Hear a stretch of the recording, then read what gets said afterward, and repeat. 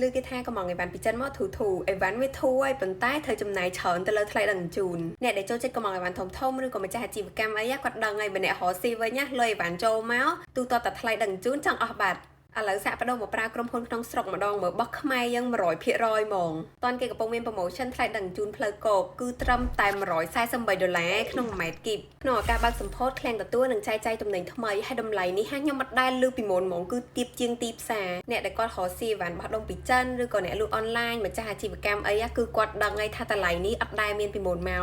ហើយឃើញគេមាន promotion ចឹងមិនក្រុមហ៊ុនទៅបើកថ្មីអីណាគឺគាត់មានបបពិសោធន៍ខាងដង្ជូនឹងជាង9ឆ្នាំហើយអញ្ចឹងគាត់យល់ច្បាស់ពីតម្រូវការក៏ដូចជាផលវិបាករបស់អតិថិជននីមួយៗហើយកាន់តែពិសេសទៀតក្រុមហ៊ុន DSB Express គឺជាក្រុមហ៊ុនខ្មែរមួយដែលទទួលបានអាជ្ញាប័ណ្ណពីរដ្ឋាភិបាលចិនក្នុងការនាំចេញចូលអីវ៉ាន់ពីប្រទេសចិនអញ្ចឹងបងប្អូនអាចទុកចិត្តបានព្រោះមិនក្រុមហ៊ុនធម្មតាចេះតែរដ្ឋាភិបាលចិនឲ្យអាជ្ញាប័ណ្ណស្រួលៗទេចំណែកឃ្លាំងនៅប្រទេសចិនវិញគឺមានទីតាំងច្បាស់លាស់ទំហំធំទូលាយអាចដាក់អីវ៉ាន់បានរាប់ពាន់ម៉ែត្រគីបនេះគឺសិស្សតែជាអីវ៉ាន់របស់អតិថិជនដែលប្រើប្រាស់កន្លងទៅគឺថាចូលឃ្លាំងពេញហ្មងសំខាន់នៅពេលដែលយើងប្រើប្រាស់ក្រុមហ៊ុនខ្មែរអញ្ចឹងចរន្តទឹកប្រាក់គឺនៅក្នុងស្រុកយើងសប្តាហ៍ថ្ងៃនេះគឺមានអ្នកប្រើប្រាស់ប្រមាណ60,000នាក់ហើយក្នុងនោះក៏មានអ្នកបោះដុំរាប់ម៉ឺននាក់ដែរបន្ថែមពីនេះទៀតអ្វីដែលធ្វើឲ្យខ្ញុំទុកចិត្ត DSB Express គឺដោយសារតែទី1គាត់មានរង្វាស់ខ្នាតអីវ៉ាន់ត្រឹមត្រូវនិងច្បាស់លាស់បើអ្នកទាំងអស់គ្នាគិតថាគាត់វាស់អត់ត្រឹមត្រូវឬក៏មានការខ្វះខាតអីគឺអាចឲ្យគាត់វាស់ម្ដងទៀតឲ្យមើលបានមិនងាយណាមានអ្នកវាស់យើងមើលម្ដងទៀតអញ្ចឹងទី2 DSB Express គឺមានរថយន្តជាច្រើនគ្រឿងសម្រាប់ដឹកជញ្ជូនអីវ៉ាន់របស់អតិថិជនទៅតាមបណ្ដាសាខានីមួយៗទូទាំងប្រទេសដោយឥតគិតថ្លៃ